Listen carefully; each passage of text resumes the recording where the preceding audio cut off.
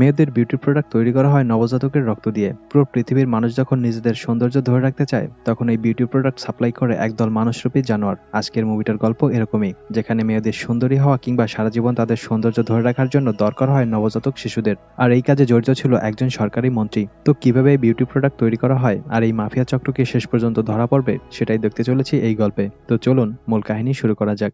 গল্পের শুরুতে আমরা একটি ফরেন মেয়েকে দেখি। মেয়েটা লেকে গোসল করছিল। ওই সময় দুজন ছেলে এসে মেয়েটার ড্রিঙ্কসে কিছু ড্রাগ মিশিয়ে দেয়। তারপর মেয়েটা যখন সাঁতার শেষ করে ওই ড্রিঙ্কস খায়, তখন তার মাথা ঘুরতে শুরু করে। এরপর ওই ছেলে দুটো মেয়েটাকে জোর করে একটি রুমের মধ্যে নিয়ে যায়। তখন তারা দেখে যে মেয়েটার শরীরে অদ্ভুত রকমের কিছু হচ্ছে। এটা দেখে ছেলে দুটো ভয়ে সেখান থেকে পালিয়ে যায়। যখন এই বিষয়টি ইনভেস্টিগেশন করা হয়, তখন জানা যায় যে দুটি ড্রাগস একসাথে নেওয়ার ফলে এটি ঘটেছে। এর মধ্যে একটি ড্রাগসের নাম জানা গেলেও অন্য ড্রাগসটির নাম জানা যায়নি। পরের সিনে আমরা ইয়াসুদা নামের একটি মেয়েকে দেখি। তার বোনের চিকিৎসার জন্য অনেক টাকার প্রয়োজন, তাই ইয়াসুদা সারোগেট মাদার হয়ে যায়। তার মানে হলো টেস্ট টিউবের মাধ্যমে বাচ্চা জন্ম দেওয়া, আর যে তাকে বাচ্চা জন্ম দেওয়ার জন্য টাকা দিয়েছে তাকে ওই বাচ্চা দিয়ে দিতে হবে। কিছুদিন পর ইয়াসুদার কাছে একজন লোক টাকা দিতে আসে। ইয়াসুদা সেই টাকাগুলো অন্য একটি মেয়েকে রাখতে দেয়, আর সে ওই লোকটির সাথে চলে যায়। তারপর লোকটি গাড়ির মধ্যে ইয়াসুদাকে একটি ওষুধ খেতে দেয়। ইয়াসুদা প্রথমে ওষুধটি খেতে চায় না। তখন লোকটি বলে, তুমি যদি ওষুধ না খাও তাহলে আমাদের কন্ট্রাক্ট ক্যান্সেল হয়ে যাবে। তখন ইয়াসুদা ওষুধটি খেয়ে নেয়, আর কিছুক্ষণ পর সে অজ্ঞান হয়ে যায়। এরপর যখন ইয়াসুদার জ্ঞান ফেরে, তখন সে একটি রুমের ভেতর বন্দী। রুমটি ছিল সাজানো গোছানো ও লাক্সারিয়াস। ইয়াসুদা দেখে তার জানালার পাশে একটি কবুতর বসে আছে। সে ওই কবুতরটি ধরার চেষ্টা করে। তখন ওখানে মধু নামের একটি মেয়ে চলে আসে। মধু বলে, তুমি এই কবুতরটি ধরতে পারবে না। মধু আরো জানায়, এই জায়গায় তুমি সবকিছু পেয়ে যাবে, আর তোমার যদি কিছু দরকার হয় তাহলে তুমি এই রিমোটের বাটন প্রেস করবে, তখন কেউ না কেউ তোমাকে সাহায্য করার জন্য চলে আসবে। তারপর এখানে একজন নার্স আসে, যার নাম সুদামা। সুদামা ইয়াসুদাকে স্ক্যান করার জন্য নিয়ে যায়। তখন তাকে স্ক্যান করানো হয়। যখন তাকে স্ক্যান করানো হয়, তখন সে ডাক্তার গৌতমের সাথে কিছু কথা বলে। ওই ডাক্তার তার বেবি স্ক্যান করায়, কিন্তু ডাক্তার ইয়াসুদাকে বেবি দেখায় না, কারণ সে সারোগেট মাদার, আর বাচ্চার জন্মের পর তাকে এই বাচ্চা অন্য একজনকে দিয়ে দিতে হবে। তাই ডাক্তার চায় না এই বাচ্চার প্রতি তার কোনো ভালোবাসা জন্মাক। এরপর ইয়াসুদা খাবার খেতে আসে। সুদামা তখন তার গ্রুপের অন্য মেয়েদের সাথে ইয়াসুদার পরিচয় করিয়ে দেয়। এই মেয়েগুলোও ছিল সারোগেট মাদার। প্রতিটা গ্রুপে 5জন মাদারের সাথে 5জন মেয়ে ছিল। এই মেয়েদের মধ্যে একজন তাদের সবাইকে দেখাশোনা করে। এই গ্রুপের একটি মেয়ে সবার উপর বসগিরি দেখাতো। সেই মেয়েটি ইয়াসুদাকে বলে, তুমি জোন 2-তে গিয়ে আমার জন্য সিগারেট নিয়ে আসবে। জোন 2-তে মেয়েদের যাওয়া নিষেধ ছিল, কিন্তু ইয়াসুদা সেখানে চলে আসে। তখন একজন গার্ড তাকে দেখে ফেলে। গার্ড যখন ইয়াসুদাকে ধরতে যায়, তখন সেখানে ডক্টর গৌতম চলে আসে। গৌতম গার্ডকে বলে, তুমি যাও, আমি দেখছি। সে ইয়াসুদাকে ওখান থেকে বাঁচিয়ে নেয়। অন্যদিকে দেখা যায় পুলিশ এই কেসটি নিয়ে তদন্ত করছে। তারা একটি ফেস ক্রিমের ব্যাপারে জানতে পারে। তারপর পুলিশ সেই কোম্পানির চেয়ারম্যানের সাথে দেখা করে, কিন্তু ওই চেয়ারম্যান পুলিশকে কোনো তথ্য দেয় না। এই চেয়ারম্যানের নাম সোনু, সে মন্ত্রীর ছেলে। তদন্ত করতে গিয়ে পুলিশ একটি ভিডিও পায়, যেটা ইরান নামের একটি লোকের ছিল। এদিকে ইয়াসুদা জোন 2 থেকে সিগারেট নিয়ে আসে, আর সেই মেয়েটিকে দেয়। এতে তাদের মধ্যে একটা বন্ধুত্ব হয়ে যায়। ঠিক তখন সুদামা এসে বলে, আমি আমার ল্যাপটপ খুঁজে পাচ্ছি না। ল্যাপটপ ছাড়া আমি কোনো কাজই করতে পারছি না। আমার সব কাজ ল্যাপটপের মধ্যে। সুদামা তার ডেস্কে এসে সব জায়গায় ল্যাপটপ খুঁজতে থাকে। তখন ইয়াসুদা তার কাছে গিয়ে মাথা ব্যথার বাম চায়। সুদামা তাকে মাথা ব্যথার বাম দিতে গেলে ইয়াসুদা তখন সেই ট্যাবটি সুদামার ফাইলের মধ্যে রেখে দেয়। তখন সেটা নীলা দেখে ফেলে, আর ইয়াসুদাকে জিজ্ঞেস করে, তুমি ল্যাপটপ লুকিয়ে রেখেছিলে কেন? তখন ইয়াসুদা বলে, এখানে আসার পর প্রথমে তার সাথে আমার ঝগড়া হয়েছিল, তাই প্রতিশোধ নেওয়ার জন্য এটা করেছি। ওদিকে পুলিশ ভিডিও দেখে ইরান নামের সেই ছেলেটির বাসায় যায়। সেখানে দেখে যে ইরান মারা গেছে। তারপর তারা রুম সার্চ করে এবং ফ্রিজ থেকে একটি ফেস ক্রিমের স্যাম্পল খুঁজে পায়। তারপর সেটা পাঠানো হয় ল্যাবে পরীক্ষা করার জন্য। তখন ল্যাবের ডাক্তার পুলিশকে জানায় যে ফরেন মেয়েটি মারা গিয়েছিল, তার শরীরেও এই একই কেমিক্যাল পাওয়া গিয়েছিল। এদিকে ডাক্তার গৌতম ইয়াসুদাকে চেক আপ করতে আসলে ইয়াসুদা তাকে জিজ্ঞেস করে, আপনি বিয়ে করেছেন কিনা? ডাক্তার বলে সে বিয়ে করেনি, আর চেক আপ শেষ করে চলে যায়। ল্যাবের যে ডাক্তার পুলিশকে ইনফর্ম করেছিল, কেউ তাকে মেরে ফেলে, আর ওই কেমিক্যালটাও লুকিয়ে ফেলা হয়। এখানে ইয়াসুদাকে দেখে মনে হচ্ছে সে ডাক্তারকে পছন্দ করতে শুরু করেছে, আর ডাক্তারও ইয়াসুদাকে পছন্দ করতে শুরু করেছে। এরপর কাজল নামের একটি মেয়ের হঠাৎ পেইন শুরু হয়, তাই তাকে দ্রুত অপারেশন থিয়েটারে নিয়ে যাওয়া হয়। ওটি থেকে মধু বের হয়ে জানায় বাচ্চাটি পেটেই মারা গেছে। তাই তোমাদের বলছি, তোমাদের বাচ্চাদের প্রতি ঠিকমতো যত্ন নিও। ওদিকে পুলিশের টিম সর্বক্ষণ সোনুর উপর নজর রাখতে থাকে। তখন সোনু পুলিশের টিমকে দেখে ফেলে, আর তার লোকদের বলে পুলিশের উপর আক্রমণ করতে। এরপর শুরু হয়ে যায় গোলাগুলি, আর একজন পুলিশ অফিসার ওখানে মারা যায়। হসপিটালে অন্য মেয়েরা সবাই কাজলের সাথে দেখা করতে চায়। তখন মধু জানায় তাকে বাসায় পাঠিয়ে দেওয়া হয়েছে, আর সে বলে, তোমাদেরকে বলছি এখানে কারোর সাথে ঘনিষ্ঠ হবে না, এমনকি নিজের সন্তানের প্রতিও। এরপর লীলা আর ইয়াসুদা ইয়েসুদা কথা বলছিল। তারা ভাবতে থাকে কাজলের লাশ কিভাবে এত দ্রুত বাসায় পাঠিয়ে দিল। এরপর ইয়েসুদা কিছু একটা ভাবতে থাকে আর সেই রিমোটে প্রেস করে ইচ্ছে করেই অজ্ঞান হওয়ার ভান করে। রিমোট প্রেস করার কারণে ওখানে সুদামা দৌড়ে চলে আসে। সে দেখে যে ইয়েসুদা নিচে পড়ে আছে। তারপর তাকে রুমে আনা হয় আর ডাক্তার গৌতম তাকে কিছু মেডিসিন দিয়ে দেয়। ওদিকে পুলিশের উপর যখন হামলা করা হয়েছিল তখন পুলিশ কমিশনার গাড়ি অ্যাক্সিডেন্ট হয়ে যায়। তাই তাকে দেখার জন্য পুরো পুলিশের টিম হসপিটালে আসে। কমিশনার বলে যে বিদেশি মডেল মারা গেছে, সে প্রতি 6 মাস পর পর আমাদের দেশে আসতো আর 3 দিনের বেশি থাকতো না। এইভাবে 122 জন মডেল বিভিন্ন দেশ থেকে আমাদের দেশে আসে। এদের মধ্যে সবার একটি বিষয় মিল রয়েছে, আর সেটা হলো তারা খুব ধনী পরিবারের মেয়ে। কমিশনার আরো বলে এদের মধ্যে একজন ইটালিয়ান মেয়ে আছে যার নাম এলিনা। তার আসার সময় হয়ে গেছে আর এই কেসটি সিবিআই আমাদের হাতে হ্যান্ডওভার করেছে। তারপর পুলিশ এলিনাকে ফলো করার জন্য এয়ারপোর্টে চলে আসে। পুলিশ যখন এলিনাকে ফলো করছিল তখন এলিনা তার ভাড়া করা গাড়ি থেকে নেমে অন্য একটি গাড়িতে উঠে চলে যায়।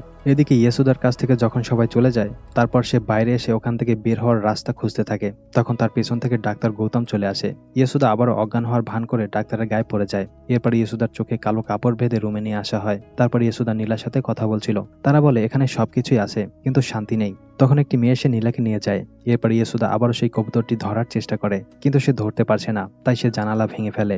এরপর যখন কবুতরটি ধরে তখন দেখে যে ওটা আসলে কোনো কবুতর ছিল না। ইয়েসুদা বুঝতে পারে এখানে সবকিছুই আর্টিফিশিয়াল। এই সবকিছু মনিটরের মাধ্যমে দেখানো হয়েছে, তাই সে রেগে ওই মনিটরটি ভেঙে ফেলে। তারপর ওখানে সুদামা আসে আর ইয়েসুদাকে কিছু ওষুধ খেতে দেয়। তখন একটি মেয়ে এসে সুদামাকে বলে লীলার পেইন শুরু হয়ে গেছে। এরপর তাকে ওটিতে নিয়ে যাওয়া হয়। ওদিকে পুলিশ এলিনার গাড়ি ফলো করতে করতে জঙ্গলের ভেতরে ঢুকে পড়ে। তারপর আর তারা এলিনার গাড়ি খুঁজে পায় না। তখন পুলিশের গাড়িটা একটা গরুর পাল এসে ঘিরে ফেলে।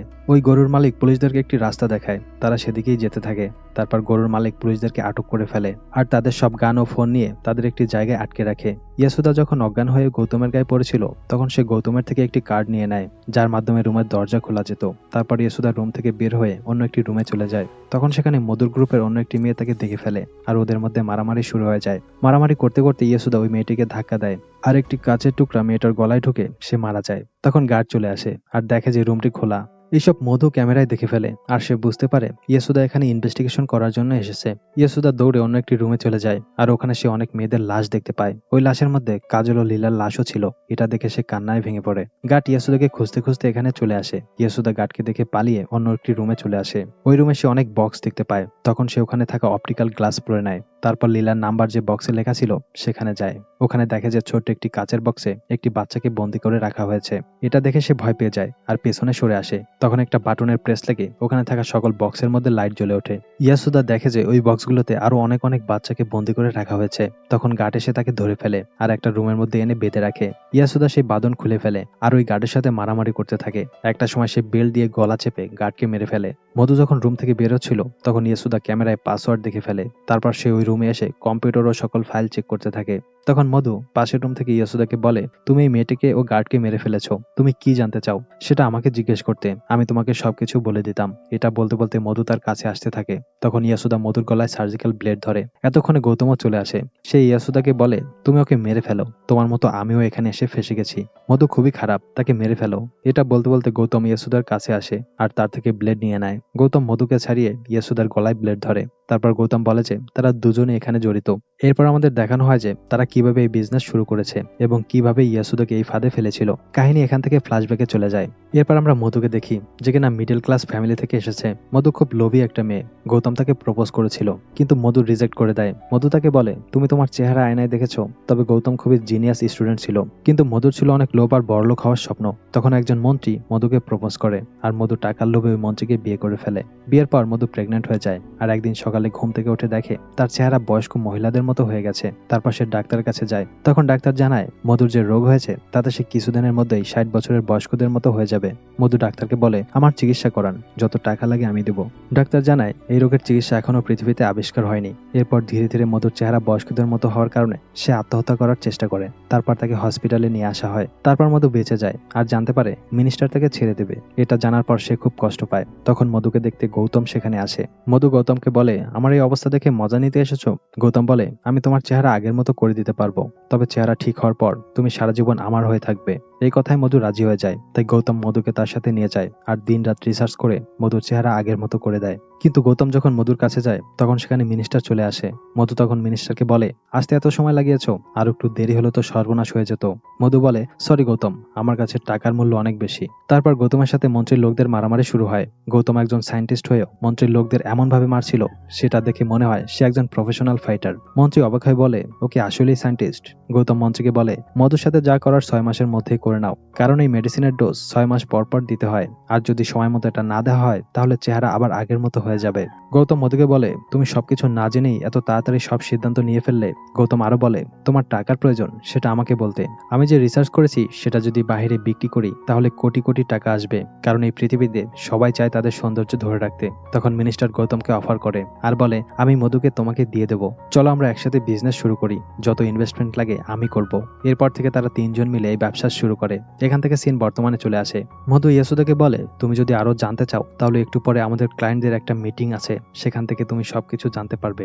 সেই মিটিং এর ভিডিও তুমি এই রুম থেকে দেখতে পাবে আর সবকিছু বুঝতে পারবে। এরপর মধু তার ক্লায়েন্টদের সাথে কথা বলে। সে বলে, এই পৃথিবীতে সবাই চায় তাদের সৌন্দর্য ধরে রাখতে, তাই আমাদের কাছে এমন প্রোডাক্ট আছে যার মাধ্যমে এটা করা সম্ভব। তখন একজন বলে, তোমাদের এক ক্লায়েন্ট এই প্রোডাক্ট নেওয়ার পর মারা গেছে। জবাবে মধু বলে, আমার এই মেডিসিন নেওয়ার পর অন্য কোনো ড্রাগস ইউজ করা যাবে না, কিন্তু সে এই রুলস ফলো করেনি, বা তাকে কেউ ভুল করে অন্য ড্রাগস দিয়ে দিয়েছে, যার কারণে সে মারা গেছে। তারপর আরেকজন মধুর প্রোডাক্টের মূল উপাদান সম্পর্কে জানতে চাইলে মধু বলে, হিউম্যান ফিটাস, যার মানে পেটে বড় হওয়া বাচ্চা। মধু এক্সপ্লেন করে, বাচ্চারা যখন পেটের মধ্যে থাকে তখন তাদের শরীরে কোনো সূর্যের আলো লাগে না, তাই তাদের রক্ত খুবই উর্বর। ওই রক্তের প্লাজমা দিয়েই আমাদের এই প্রোডাক্ট তৈরি করা হয়। ওই লোকটি মধুর কাছে জানতে চায়, আপনাদের কাছে এত হিউম্যান ফিটাস কিভাবে আসে? তখন মধু জানায়, টাকার বিনিময়ে তারা সারোগেট মাদার ভাড়া করে, তারপর তাদের থেকে বাচ্চা নিয়ে এই কাজ করা হয়। আর যদি কারো উপর আমাদের সন্দেহ হয় তাহলে তাকে আমরা মেরে ফেলি। এরপর গৌতম ক্লায়েন্টের সাথে দেখা করতে আসে। ওই সুযোগে ইয়াসুদা ওখান থেকে পালিয়ে যায়। অন্যদিকে আমরা পুলিশদের একটি রুমের মধ্যে বন্দী অবস্থায় দেখতে পাই। তাদের মধ্যে একজন বলে, আমাদেরকে ওই মেয়েটার মাধ্যমে ফাঁসানো হয়েছে। মেয়েটি যখন গাড়ি পাল্টাচ্ছিল তখন তার সাথে যে লোকটি ছিল সে আমাদেরকে ফাঁদে ফেলেছে। তখন বাকিরা জিজ্ঞেস করে, কি হতে পারে? তখন সে বলে, কমিশনার বলরাম। সবাই বলে, কমিশনার বলরাম কিভাবে হতে পারে? সে তো আমাদেরকে ইনফর্ম করে সাহায্য করেছিল।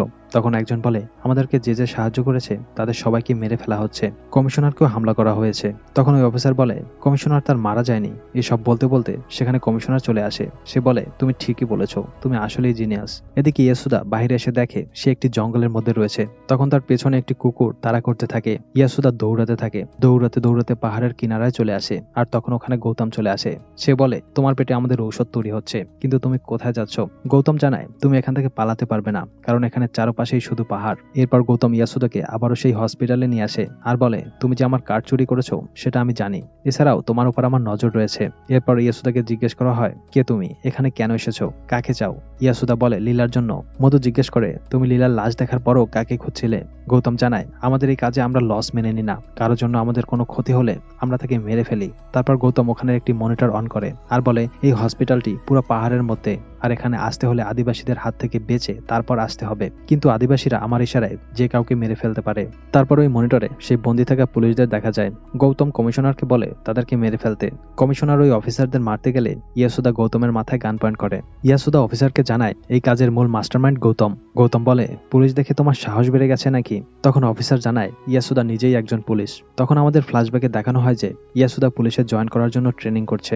এরপর চাকরির জন্য ইয়াসুদার কাছে 20 লাখ টাকা ঘুষ চাওয়া হয় এবং অবৈধ কাজের অফার করে। তখন ইয়াসুদা সবকিছু ওই অফিসারকে জানায়। ওই সময় ইয়াসুদার বোন বিন্দা তাদের সব কথা শুনে ফেলে। পরের দিন বিন্দাকে খুঁজে পাওয়া যাচ্ছিল না। তখন ইয়াসুদা একটি ব্যাগের সাথে একটি চিরকুট দেখতে পায়। ওই চিরকুটে লেখা ছিল, এখানে 20 লাখ টাকা আছে, এই টাকা দিয়ে তুমি পুলিশে জয়েন করো। তারপর ইয়াসুদা সেই অফিসারকে নিয়ে বিন্দাকে খুঁজতে থাকে। এরপর তারা জানতে পারে বিন্দার সাথে একজন নার্সের খুব ভালো সম্পর্ক ছিল। ওই নার্সের থেকে জানা যায় বিন্দা 5 বছরে 5টি বাচ্চা জন্ম দেওয়ার কন্ট্রাক্ট নিয়েছে। নার্স জানায়, আমি এর থেকে বেশি কিছু জানি না, আমাদের দায়িত্ব এতটুকুই থাকে, আর সেটা হলো গরিব মেয়েদেরকে সারোগেট মাদার হিসেবে রাজি করানো। এতে আমাদেরকে 20,000 করে টাকা দেওয়া হয়। আমার মতো আরো অনেক ডাক্তার ও নার্স এই কাজে জড়িত। এরপর অফিসার তার পুরো টিম নিয়ে আলোচনা করে যে ভেতরে শুধুমাত্র একটি মেয়ে যেতে পারবে, কিন্তু বিষয় হচ্ছে সারোগেট মাদার হিসেবে কে যাবে। তখন ইয়াসুদা যেতে রাজি হয়, কিন্তু অফিসার জানায়, তুমি এখনো পুরোপুরিভাবে পুলিশে জয়েন করোনি, তাই আমাদের থেকে এই ব্যাপারে কোনো সাহায্য পাবে না। তবে ইয়াসুদা অফিসারকে রাজি বানায় আর গৌতমের হসপিটালে সারোগেট মাদার হিসেবে চলে আসে। ইয়াসুদা বলে, আমি এখানে আসার পর কাজ শুরু করে দিয়েছিলাম, শুধু আমার ট্যাব চুরি করে দেখে নিয়েছি এখানে কে কি কাজ করে, আর কোথায় কোথায় ক্যামেরা আছে। তারপর আমার টিমের সাহায্যে এখানকার আয়নায় একটি ম্যাপ তৈরি করে নিয়েছিলাম। শুধু তোমরাই আমার উপর নজর রাখছিলে না, আমিও তোমাদের উপর নজর রাখছিলাম। তখন গৌতম তার ঘড়ি থেকে জঙ্গলে লুকিয়ে থাকা মানুষদের সিগন্যাল দেয় আর তারা এসে হামলা শুরু করে। এদিকে হসপিটালের মধ্যেও গোলাগুলি শুরু হয়ে যায়। জঙ্গলে পুলিশ ওই জঙ্গলিদের মেরে ফেলে আর শেষে কমিশনারকেও মেরে ফেলা হয়। এরপর ইয়াসুদা ওখানে থাকা সব মেয়েদের নিয়ে বাইরে চলে আসে। সে দেখে মধু ওখান থেকে পালিয়ে যাচ্ছে। তখন ইয়াসুদা হেলিকপ্টারের পাখায় গুলি করে আর মধুকে কাছে ডাকে। তখন মধু কাছে এসে মিষ্টি মিষ্টি কথা বলতে শুরু করে। সে বলে, আমি তোমাদের উপকার করছিলাম আর এখানে সব মেয়েদের আমিই যত্ন নিয়েছি। ইয়াসুদা বলে, একজন মায়ের কষ্ট তুমি কি করে বুঝবে? তোমার বাচ্চার সাথে যদি এমন করা হতো তাহলে তোমার কেমন লাগবে? তখন মধু বলে, আমার যে সৌন্দর্য দেখছো সেটা আমার বাচ্চার থেকেই এসেছে। গৌতম যখন হিউম্যান ফিটাস থেকে স্যাম্পল কালেক্ট করছিল তখন আমি 6 মাসের প্রেগনেন্ট ছিলাম আর আমি আমার বাচ্চাটা গৌতমকে দিয়ে দিই। তখন ওখানে সব মেয়েরা বলে, তুমি মা না, তুমি একটা ডাইনি। এটা বলে মধুকে ধাক্কা দিয়ে পাহাড়ের নিচে ফেলে দেয়, তাতে মধু মারা যায়। তখন দেখা যায় পুলিশ ভেতর থেকে ইয়াসুদার বোনকে নিয়ে আসে। ওই সময় বিন্দার পেইন শুরু হয়ে গেলে সুদামা বলে, আমি ডেলিভারি করে দিচ্ছি, আমি ওদের সাথে কাজ করলেও ওদের মতো অমানুষ না। তারপর বিন্দার বাচ্চাটি এনে সুদামার কোলে দেওয়া হয়। অন্যদিকে গৌতম পালিয়ে যাচ্ছিল। তখন পুলিশ তাকে আটক করে এবং তার লাগেজ থেকে মেডিসিনের স্যাম্পল নিয়ে নেয়। ওদিকে মিনিস্টার তখন একটি অনুষ্ঠানে ছিল আর তখন মেইলের মাধ্যমে তাকে গ্রেফতারের অর্ডার করা হয়। আর এই এন্ডিং এর সাথেই ইয়াসুদা মুভির গল্পটি শেষ হয়ে যায়। মুভি দেখতে চাইলে ডেসক্রিপশন থেকে টেলিগ্রাম চ্যানেলে জয়েন করুন। এরকম মজাদার সব মুভির এক্সপ্লেনেশন দেখতে ভিডিওতে লাইক দিয়ে চ্যানেলটি সাবস্ক্রাইব করুন। আবারও কথা হবে পরবর্তী কোনো ভিডিওতে। ততক্ষণ পর্যন্ত আমাদের আগের ভিডিওগুলো উপভোগ করুন। Good bye, take care.